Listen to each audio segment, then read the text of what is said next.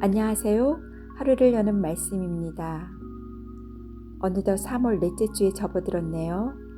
우리 아이들 학년도 진급하고 또 새로운 환경에서 잘 적응하고 있지요. 오늘 소개해 드릴 책은 자녀를 살리는 부모 기도입니다. 저자는 차영회 목사님, 출판사는 비전북입니다. 책 속에서 저자는 자녀는 하나님의 선물이며 자녀 양육의 주체자는 하나님이시고 부모는 청지기임을 말하고 있습니다.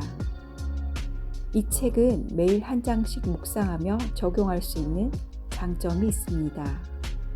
하나님 안에서 부모 자신과 자녀들이 함께 성장하길 바라며 저자의 고백과 본문을 읽어드리겠습니다. 유익한 시간 되시길 바랍니다. 글쓴이의 부끄러운 고백. 이 책은 자녀 양육의 성공담이 아닙니다. 자녀에 대한 욕심과 근심 걱정으로 미숙했던 한 아버지의 참의 글입니다. 하나님의 말씀에 불순종했던 날들을 돌아보며 십자가에 엎드려 드리는 간구입니다.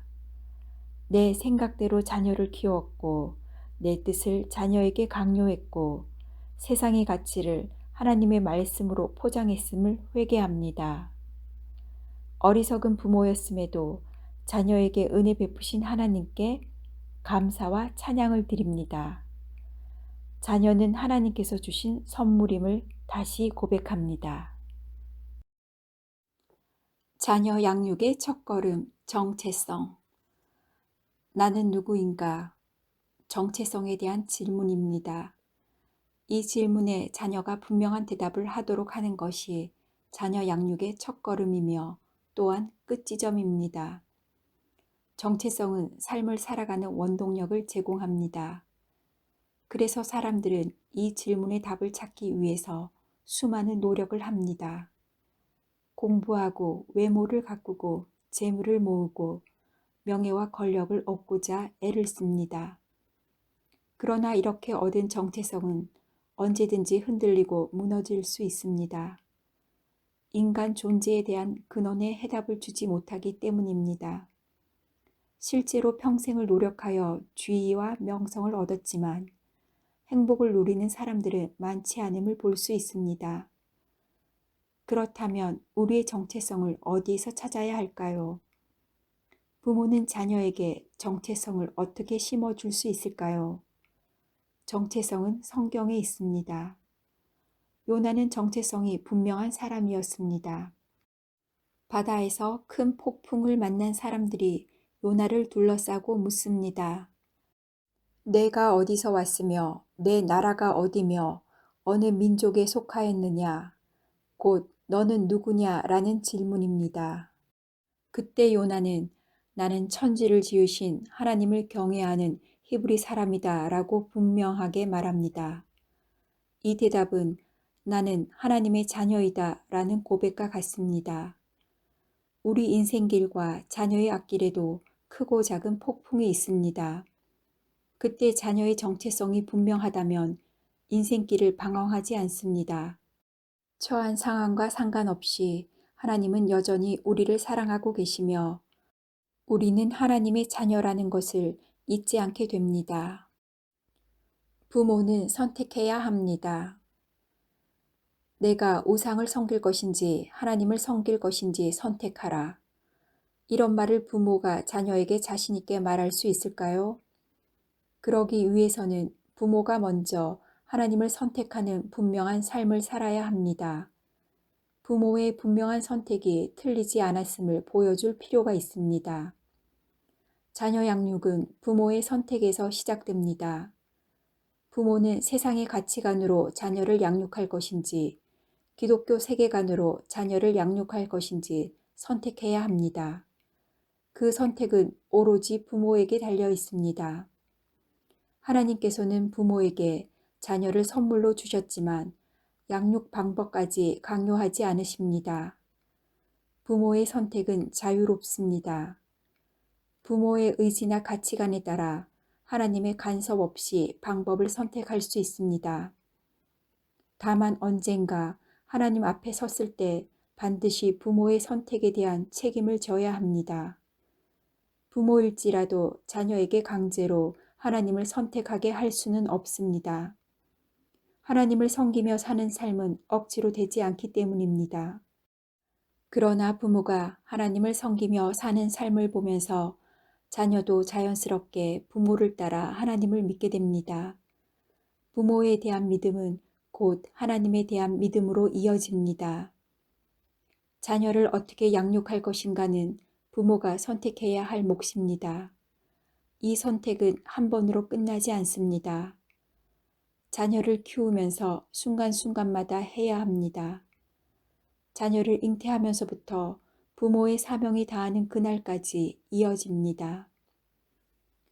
존엄성을 가르치십시오. 모든 인간은 귀한 존재입니다. 그래서 인간의 존엄성은 그 어떤 경우에라도 훼손되어서는 안 됩니다. 존엄성은 하나님으로부터 부여받은 것이기 때문입니다. 존엄성이 무너지면 자신의 존재를 하찮게 여깁니다. 자존감이 떨어지고 다른 사람을 무시하고 무례하게 행동합니다. 자신의 존재 가치만큼 상대방을 대하기 때문입니다. 존엄성은 스스로 가질 수 없습니다. 또한 깨달음이 없으면 무가치합니다. 그래서 어려서부터 부모의 가르침이 필요합니다. 자기 자신을 스스로 귀하게 여기는 법을 가르쳐야 합니다. 자기 자신을 귀하게 여기는 것은 타인의 존재 가치를 귀하게 여기는 것에서 출발합니다. 자신만 사랑하는 삶은 사랑과 희락과 화평과 오래 참음과 자비와 양성과 충성과 온유와 절제와 같은 성령의 열매를 맺을 수 없습니다. 자기애가 아닌 타인의 존재 가치를 먼저 인정하도록 가르쳐야 합니다. 부모의 가르침에 따라 자녀는 삶의 방향이 달라집니다. 부모가 자녀를 존귀하게 대하면 자녀는 다른 사람을 존귀하게 대합니다.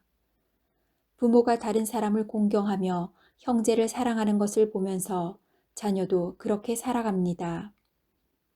부모가 자녀에게 인간의 존엄성에 대해서 가르친다는 것은 자녀를 그렇게 대하는 것에서 출발합니다. 하나님께서 자녀를 존귀하게 여기시는데 부모가 자녀를 함부로 대해서야 되겠습니까? 또한 존귀함을 받은 자녀가 어찌 부모를 공경하지 않으며 다른 사람의 존엄성을 부정할 수 있겠습니까? 부모가 자녀에게 인간의 존엄성에 대해서 가르친다는 것은 말로만 하는 것이 아니라 삶으로 보여주는 것입니다. 진정한 내려놓기. 내려놓음, 포기, 자녀 양육에서 가장 많이 듣는 말입니다. 의문이 생깁니다. 도대체 무엇을 내려놓고 무엇을 포기하란 말인가? 포기할 만큼 얻으려 한 것도 없고 버릴 만큼 가진 것도 없는데 난감합니다. 자기 성찰을 해봅니다. 내가 더 내려놓을 것은 무엇인가? 그래서 자신에게 채찍을 듭니다. 나약한 믿음과 넘치는 욕심에 대해서 자책합니다. 그럴수록 위축이 됩니다. 자신감이 없어지고 죄인 같은 생각이 듭니다. 초점이 잘못되었습니다. 죄인도 아니고 갈증에 시달리지 않아도 되는데 다른 방향을 바라보고 있기 때문입니다. 부모가 소유의 관점으로 내려놓기를 바라보고 있습니다. 그러니 아무리 찾아도 더는 가진 것이 보이지 않습니다. 하나님께서 부모에게 요구하시는 것은 가진 것에 대한 포기가 아닙니다. 주권에 관한 문제이며 통치권에 대한 인정입니다. 곧 자녀 양육에 대한 주권의 문제입니다. 누가 우주 만물을 통치하는가에 대한 대답입니다. 내 인생의 주인이 누구인가에 대한 질문이며 답입니다. 내려놓기는 양육 주권과 부모의 삶에 대한 통치권의 문제입니다. 내 욕심대로 자녀를 키우고 싶음을 포기합니다. 자녀의 미래를 하나님께서 계획하심을 믿습니다. 지금은 비록 보이지 않는 불확실한 미래지만 믿음으로 나아갑니다. 부모는 자녀를 잠시 맡아 기르는 청지기입니다. 하나님께서는 부모에게 이것을 요구하십니다. 자녀 인생의 주인이 되기를 원하십니다. 자녀 양육에서 진정한 내려놓기는 양육 주권이 부모에게 있지 않고 하나님께 있음을 인정하는 것입니다. 할 수 있는 것을 하십시오. 살면서 우리에게 일어나는 일을 분명하게 알 수 있는 것이 얼마나 될까요? 도무지 까닭을 알 수 없는 게 대부분입니다. 내게 왜 이런 고난과 환란이 생기는지 또는 이런 감사와 기쁨이 어찌 생기는지 모릅니다. 뿐만 아니라 내 뜻과 내 마음대로 할 수 있는 것도 별로 없습니다. 목표를 정하고 그 길로 힘을 다하여 달려왔지만 아직도 갈 길이 멀게 느껴집니다. 내 삶이지만 내가 설명할 수 없습니다.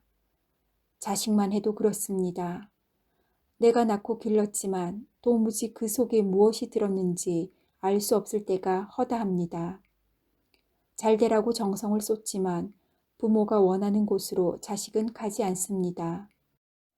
많이 알고 있는 듯 하지만 아는 게 없고 할 수 있는 게 많은 것 같지만 할 수 없는 게 많은 것이 인생 같습니다. 인생의 길은 학식과 경험과 상관없이 답이 없습니다. 그래서 부모가 자녀를 위해서 할 수 있는 것은 매우 한정되어 있습니다. 부모 마음의 크기만큼 많지 않습니다.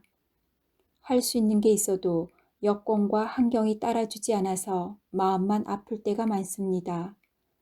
또는 부모가 자녀에게 꼭 필요하지 않을 때도 많습니다. 어쩌면 오히려 방해가 될 때도 있습니다. 그렇다고 부모가 자녀를 위해서 손 놓고 있을 수는 없습니다. 부모가 할 수 있는 것을 찾아 최선을 다해야 합니다. 환경과 여건에 상관없이 어떤 부모이건 모두 할 수 있는 것은 무엇일까요? 그것은 자녀에게 하나님의 말씀을 가르치는 것과 자녀를 위해 기도하는 일입니다. 자녀를 품고 기도하는 일과 하나님의 말씀을 자녀의 입속에 넣어주는 일은 우리 모두 할 수 있습니다. 무릎 꿇고 자녀를 위해 기도하십시오. 꿈이 없다고 보채지 마십시오. 내 꿈이 뭐니? 어른들은 아이들만 보면 이렇게 묻기를 좋아합니다. 글쎄요, 없는데요, 라고 하면 안타까워하면서 꿈을 갖기를 강요합니다. 어려서부터 꿈을 꾼다는 것은 좋은 일입니다. 누구든지 꿈을 가지면 그 꿈을 이루기 위해서 스스로 노력하고 애를 쓰기 때문에 보기가 좋습니다. 부모들은 자녀의 꿈을 직업과 연결하는데 꿈이 성취되면 먹고 사는 문제가 해결되기 때문입니다. 그러나 꿈과 직업이 반드시 일치하는 것은 아닙니다. 꿈과 직업이 잘 맞는다면 다행이지만 그렇지 않을 때 먹고 사는 일에 자신의 인생이 허비된다는 생각을 하면 삶이 너무 팍팍해집니다. 그런데도 꿈을 꾼다는 것은 참 행복한 일입니다. 그것이 이루어지는 것과는 별개입니다. 꿈은 삶을 더욱 풍요롭게 합니다. 그렇다고 해서 꿈을 억지로 가질 수는 없습니다. 욕심을 채우는 꿈은 성취되었을 경우 오히려 자신을 망치는 독이 될 수도 있습니다. 그래서 하나님께서 주시는 꿈을 꾸는 게 중요합니다. 부모가 자녀에게 강요하는 꿈은 자녀를 힘들게 하고 오히려 그 꿈으로 인해 자녀가 병들 수 있습니다. 하나님께서 각 사람에게 향하신 계획은 하루아침에 보이지 않습니다. 하지만 결코 우리의 자녀가 무의미한 인생을 살도록 내버려 두지 않으십니다. 다만 부모가 성급해서 보지 못할 뿐입니다. 자녀가 말하는 장래일이나 늙은이가 꾸는 꿈이나 젊은이가 보는 이상은 모두 하나의 지점을 향해 있습니다. 그것은 개인의 꿈과 희망을 넘어선 하나님 나라의 일입니다. 잔소리에서 벗어나려면 저 습관만 고치면 참 좋겠는데 저걸 왜 못 고치지? 귀에 딱지가 않도록 잔소리를 했는데 자녀를 지켜보면서 잔소리가 나올 수밖에 없는 몇 가지가 있습니다.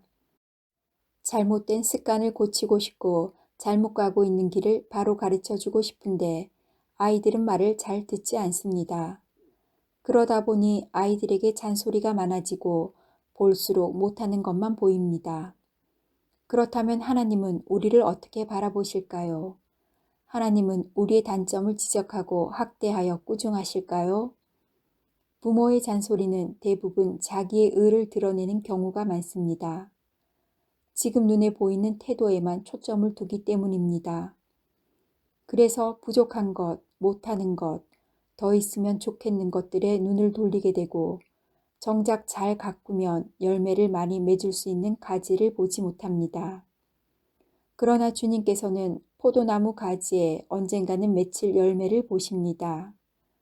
지금은 열매다운 것이 보이지 않아도 주님께서는 기다리고 계십니다.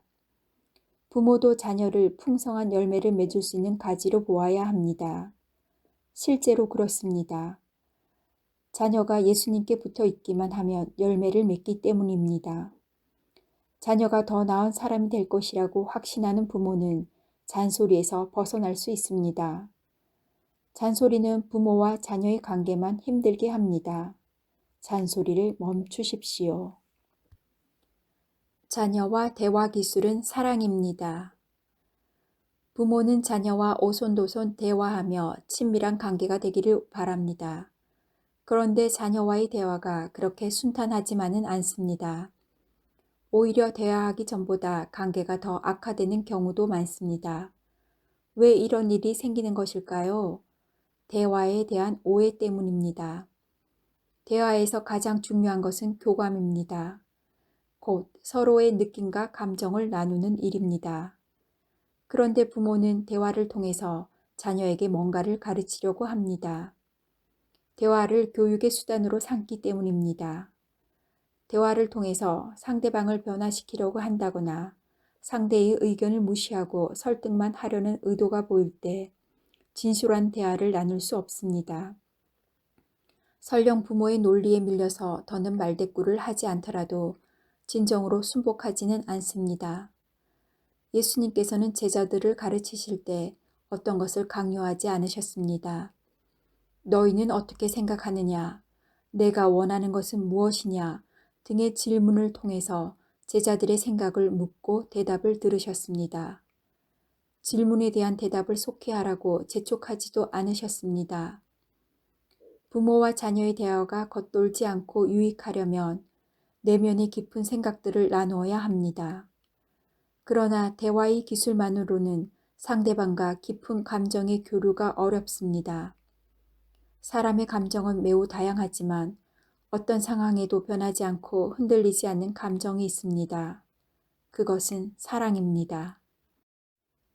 부활하신 예수님께서 갈릴리 바닷가에서 베드로에게 내가 나를 사랑하느냐고 물으셨던 그 사랑입니다.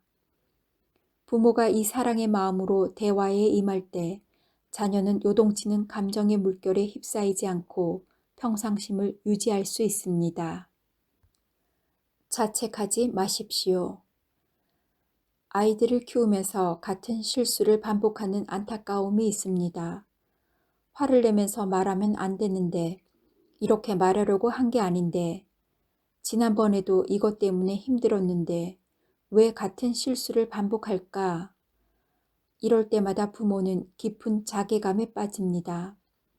물론 같은 실수를 반복하지 않으면 좋지만 그렇다고 자책감에 빠지는 것은 옳지 않습니다. 연약한 자신을 인정하고 주님 앞으로 나가는 것이 더 현명합니다. 아브라함도 그랬습니다. 아내를 동생이라고 속이는 실수를 2번이나 했습니다. 아브라함도 그런 자신의 모습이 싫었을 것입니다. 하나님도 안타까우셨을 것입니다. 그런데도 하나님은 아브라함이 이삭을 바칠 믿음이 생길 때까지 기다리셨습니다. 우리는 매일 같은 실수를 반복하며 아이들을 키우고 있습니다. 그러나 죄책감과 자괴감으로 하나님을 떠나서는 안 됩니다. 믿음의 조상 아브라함은 2번씩이나 같은 실수를 하였지만 여호와를 위하여 제단을 쌓는 일을 멈추지 않았습니다. 우리는 연약합니다. 우리의 힘으로는 죄악을 벗어날 수 없습니다. 같은 실수를 반복할지라도 십자가를 떠나지 말아야 합니다. 하나님을 믿는 자가 어찌 이리도 바보 같은가. 스스로 자책하며 하나님을 멀리하기보다 주님, 연약한 저를 도우소서 하고 간절히 구해야 합니다.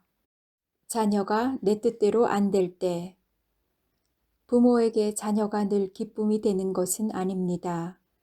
때로는 부모를 힘들게 하기도 하고 아프게 하기도 합니다.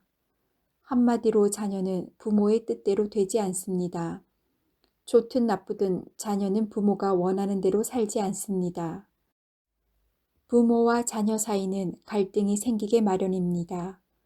갈등의 강도가 다를 뿐이지 갈등이 없을 수는 없습니다. 그러므로 부모는 갈등이 생겼을 때 해결하는 지혜가 필요합니다. 해결 방법에 따라서 갈등이 더욱 고조되기도 하고 유익한 방향으로 흐르기도 합니다. 자녀의 엇나감을 통해서 부모가 알아야 할 것이 있습니다. 무엇일까요? 자녀는 부모의 소유가 아니며 부모의 마음대로 양육할 수 없다는 것입니다. 자녀는 독립된 인격체입니다. 자녀의 삶에 부모가 지나치게 개입하거나 통제하려고 해서는 안 됩니다.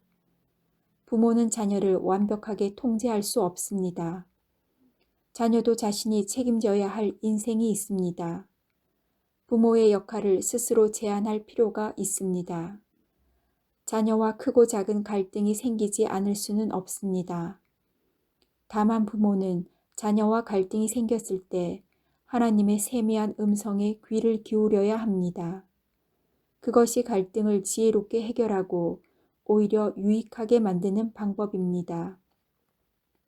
자녀를 부모 마음대로 할 수 없다는 것을 인정해야 그때 깨달을 수 있는 것들이 부모와 자녀의 갈등 속에 숨어 있습니다. 자녀를 탓하기 전에 먼저 부모의 뜻이 하나님의 뜻을 벗어나 있지는 않은지 점검해 보십시오. 기다림이 깊어질수록 기다림은 사람을 설레게 합니다. 기대감 때문입니다. 그러나 기다림이 길어질 때 지루하고 마음이 조급해집니다. 기다림의 끝에 있는 결과가 보이지 않기 때문입니다. 기다림이 깊어질수록 기대가 사라지고 모든 것들이 흐트러집니다. 기다림의 설렘에서 소망이 사라집니다. 무엇을 기다리고 있었는지조차 잊어버리게 됩니다. 그러나 기다리지 않고 맛볼 수 있는 열매는 없습니다. 특히 자녀를 둔 부모에게 기다림은 축복의 시간입니다. 언제 끝날지 모르는 터널을 지나고 있지만 오히려 부모가 성숙해지고 소망으로 충만해지는 시간입니다. 오랜 기다림으로 지치고 낙심될 때 오히려 기대에 대한 확신은 더욱 커지며 소망은 더욱 튼튼해집니다. 우리의 마음을 살피시는 성령님이 말할 수 없는 탄식으로 우리를 위해 기도해 주십니다. 혼자서 기다리는 것 같으나 혼자가 아닙니다. 우리의 연약함을 도우시는 성령님이 함께 계십니다. 보이는 것을 기다리는 것은 기다림이 아닙니다. 아는 것을 기다리는 것은 기다림이 아닙니다. 기다림에 지쳐서 소망조차 사라질 때 우리의 절망과 고통을 성령님이 아시고 기대에 대한 확신을 더욱 크게 만들어 주십니다. 자녀에 대해 기다림이 길어진다고 절대 낙심하지 마십시오. 부모의 기다림이 깊어질수록 더욱 성숙해집니다. 자녀에 대한 기대와 소망이 충만하여 기쁨으로 가득한 날이 되기를 소망합니다.